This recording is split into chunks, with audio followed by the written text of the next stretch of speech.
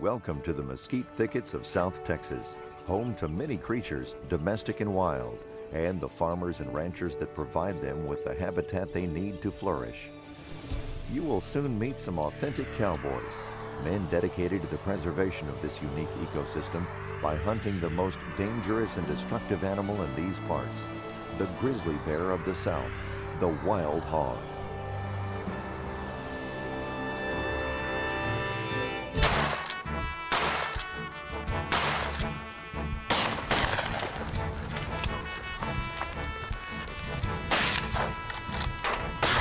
And get ready to shoot.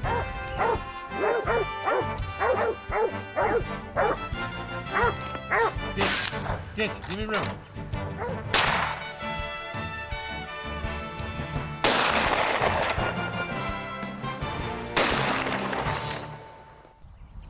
South Texas is known for its beautiful wildflowers in the spring. This year, the conditions are perfect for this annual riot of color. The conditions are also ideal for the farmers and ranchers of the area who harvest everything from potatoes and peanuts to feed grains for livestock. They flourish alongside a wide range of native species, including game animals like deer and turkey, and predators like fox and hawks. There is, however, one wild animal that does substantial damage to crops and disturbs the natural habitats on which the indigenous species depend: the wild pig. Like the omnivorous grizzly bears, pigs eat everything from roots and berries to grains and fruits, and even young livestock. This has allowed them to successfully adapt to many different habitats. However, unlike the animals that have evolved here for millions of years, they are not native. They came with the early European settlers and either escaped or were released into the wild over the past few centuries. Reproducing at the rate of up to 20 piglets a year per sow, their populations have steadily increased, so that today there are upwards of 1 million feral hogs in Texas. This is the story of some real-life cowboys and expert hog hunters.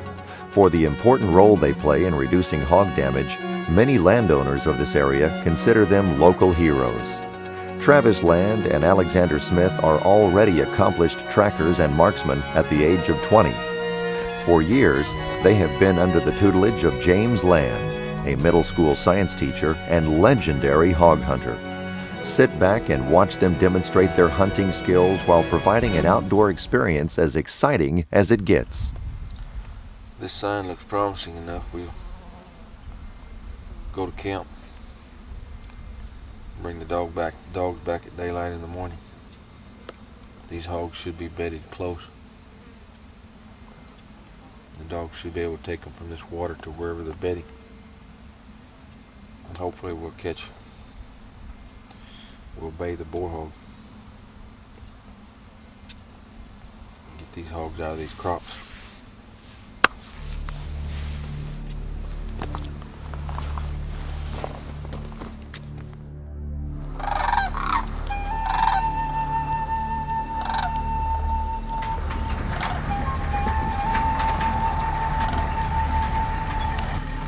Dogs are the key to successful hog control.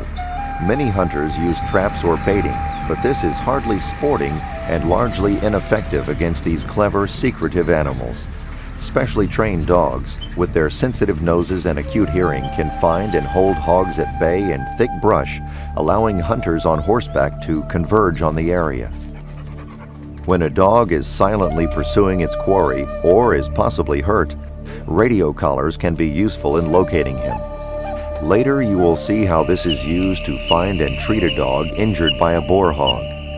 At that time, James will demonstrate his skills as a veterinary surgeon, just one of the ways he provides special care for his valuable canines. In spite of the inherent dangers, there is no doubt that hunting is what these dogs live for. Hog dogs are bred to have certain physical attributes and temperaments ideally suited for pursuing wild hogs. James gradually teaches his younger dogs the skills they need by grouping them with older, more experienced dogs, which they can emulate.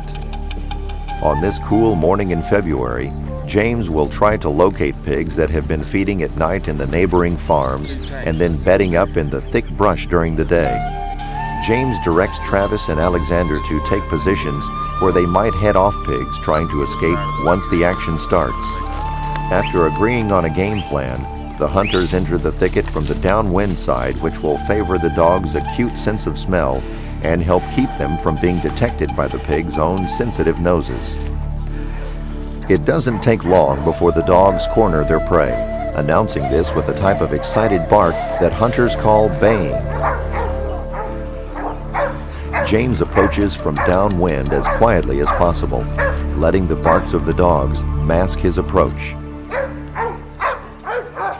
What you are about to hear is something few people get a chance to experience: the deafening roar of a group of hogs defending its territory.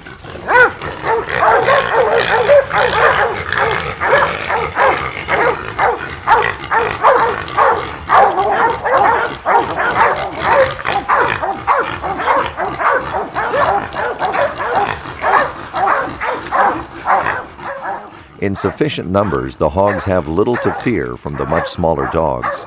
Only when the hunter arrives at the scene does the advantage tip in favor of the dogs.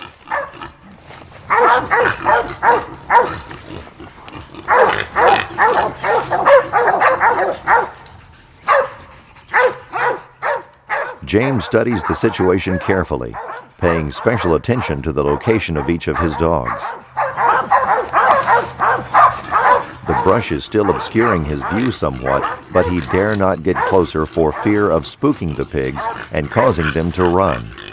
In that case, the dogs could subdue one pig at most. To put a dent in the hog population, James must do better than that.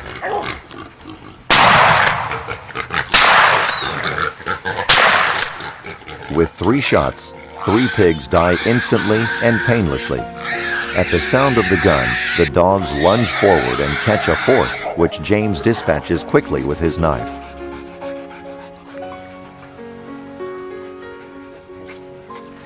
We're not very far from that bed, and see the grass that those sows had dropped while they were taking it to make the bed.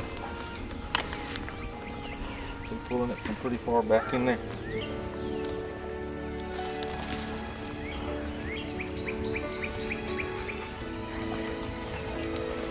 You see how these sows will root out and make a bed, and they'll bite this grass off and bring it in and make mats. All this was bitten off and carried into this bed. Body heat is maintained by the cover of the grass when the sows pull out to eat and protected from the predators. Let's go. I think we have another bay over there.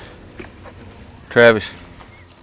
There's a pretty good little watering hole down here at the corner of this oats patch. If you got any dogs with you that are hot. Blackie, let's go. Once the dogs sense they are no longer needed, they have been trained to move out quickly in search of other pigs. And sure enough, Little Blue and the other dogs have already bayed something a good distance away.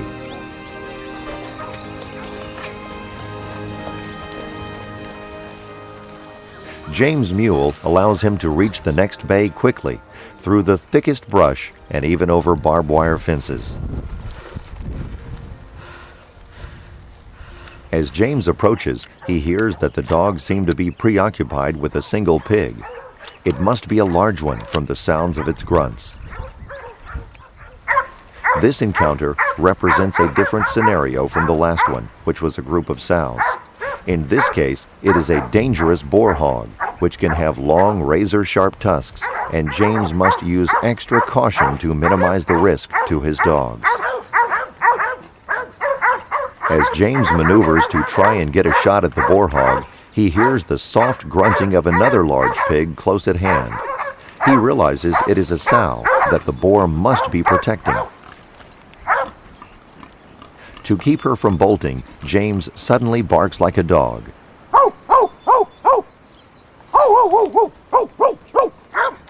The challenge now is to get a shot at both pigs, which are not even visible in the heavy brush. But James is part Native American and seems to see things that most people can't. He is now just waiting for the right moment. That moment comes when another dog arrives on the scene. This reinforcement is enough to cause the boar hog to get very excited. James knows he must act immediately. He takes careful aim at the sound.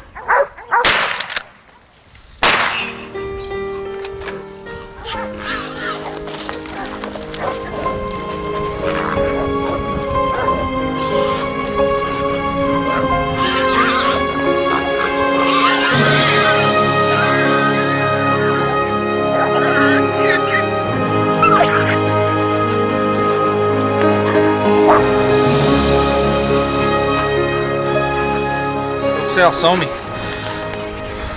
when we were easing around that thicket, and I knew I was going to have to kill her before she gave the warning. And I wanted to kill this boar, and he was the one on the outside protecting those sows. So when I shot, I wheeled on him and killed that sow. I broke him down in the back end. Dogs caught him. From the shot that crippled the boar to the moment James was forced to finish him off with the knife took about 30 seconds. After hunting hogs most of his life, James Land considers this to be the best and most humane way of killing this wild beast.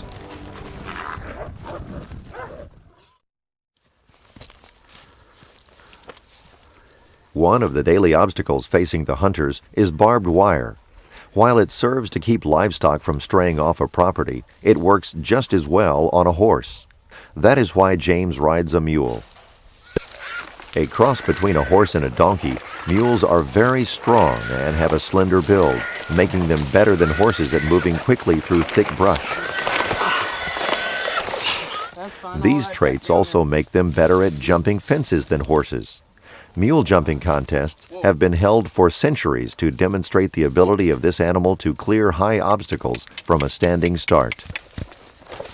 The special physical traits of a mule and the way it is ridden requires a special saddle. Here, James explains why this is different from normal horse saddles. On the mule, we put a D-ring in the center between the two main D-rings of the saddle. Because on this mule, a girt will gall them. You see where they've tried, I tried it, and it wears all the hair off of them. So we'll put a D-ring in the middle,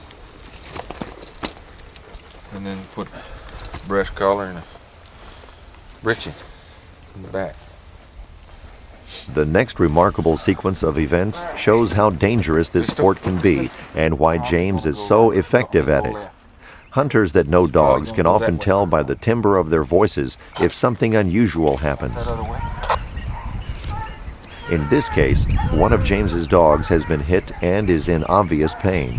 James not only can tell which dog it is, but also the sex of the pig the dogs have bayed.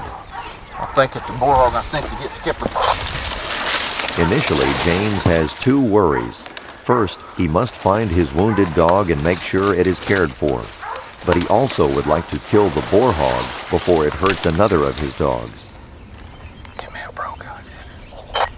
Judging by the sudden stillness, the boar has evidently run further into the brush.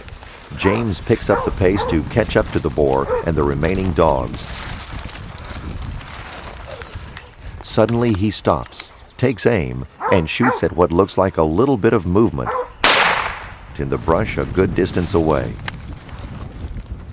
Having now eliminated the danger to his dogs, James turns his attention to finding Skipper. Alexander, he's down. Get the tracking collar out and go to Skipper. Good job, good job, good job, good job, Blue. Good job, good job. Little knives. Dog killing, needle sharp. We got a dog cut real bad. We don't know where he is, but we're close. This hog that we just killed cut him right here and then ran about 75 yards. And I killed him. Now we're trying to find this dog. Alexander's coming to me and we're trying to cross section. And we get close to him and I'll take that tracker and we'll try to find him. Straight in here. Okay. Suddenly, Travis radios to James and Alexander that the dog has arrived back at where the horses are tied up. Alexander and James now hurry to find out the condition of the dog.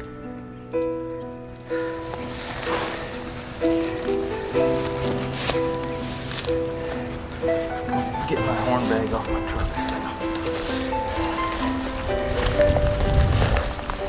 James always carries the medical supplies he needs to attend to injured animals. Over several decades, he has developed the veterinary skills required to deal with many of the medical emergencies that arise out in the field. James has determined that the wound is serious. The gash is deep and may have punctured a lung. In preparation for the surgery, James gives Skipper an injection to deaden the pain. He then disinfects his hands and the area in and around the wound. It is remarkable that the dog, which must be in a lot of pain, has so much trust in James that it lies quietly while James treats its wound. Okay. It didn't deflate at all? Yeah, no, maybe a little bit. I'm going to re-inflate it just a minute.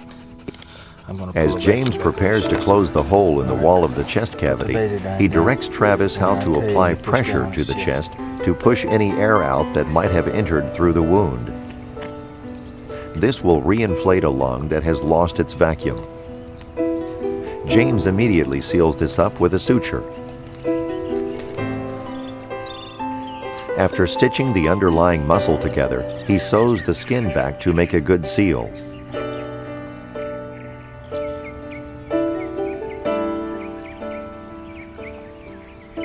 The way it looks, that hog's through his cutter, his right cutter. He started under this dog, and then when he felt that he had the dog, he threw his head to the right, and that little 1-inch cutter went in between the ribs and separated the intercostal muscles all the way into the thoracic cavity, into the chest cavity, and deflated the vacuum, released the vacuum out of that lung. So what I did, we got everything ready. I got a stitch to cover the muscle that was covering the hole in the tissue that's covering the hole in the intercostal muscle. And we pushed down and pushed the air out of the chest cavity. And then while it was down, I sealed it. Now we're just closing the skin. You just get. Come here, I'm gonna give you some water. Come on, come on. Under James' care, Skipper recovered quickly. 2 weeks later, he was again chasing wild hogs with the contented zeal of an animal doing what nature intended it to do: hunt.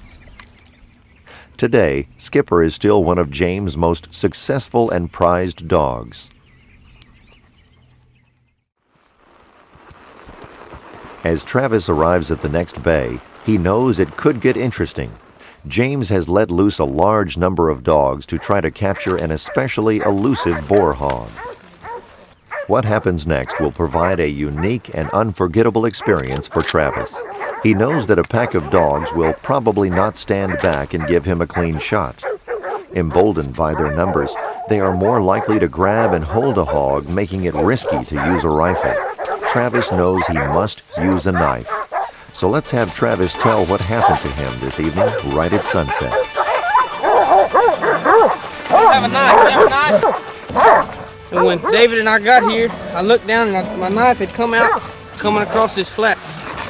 Travis is reluctant to use his rifle because a bullet might go through the hog and hit one of them. And I was at a disadvantage. I didn't have my knife. There were dogs everywhere. I couldn't get around to shoot the hog. He had a dog by the throat. I got that dog out of his mouth. Travis knows he has to put a stop to this. He once again maneuvers his gun to the hog's head while making sure that there are no dogs underneath. I eased up as close as I could, and I put that gun barrel right on his head and shot straight to the ground, away from all dogs, as safe as we could with the situation that we had. Whew. That was exciting. As exciting as that hunt was for Travis, it is by no means unusual.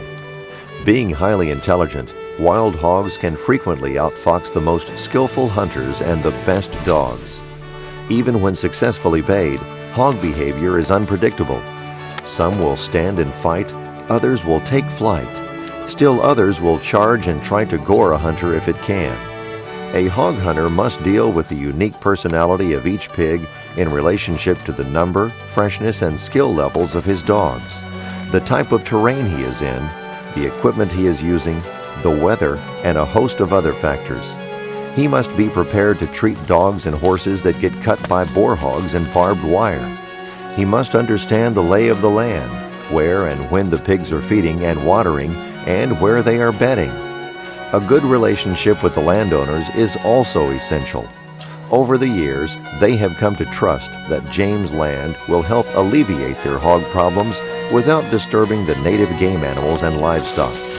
In this way, James, Travis, Alexander, and many other hog hunters in Texas and all over the country continue to fight against these grisly foreign invaders while taking pleasure in the challenges and rewards of this exciting and unique sport.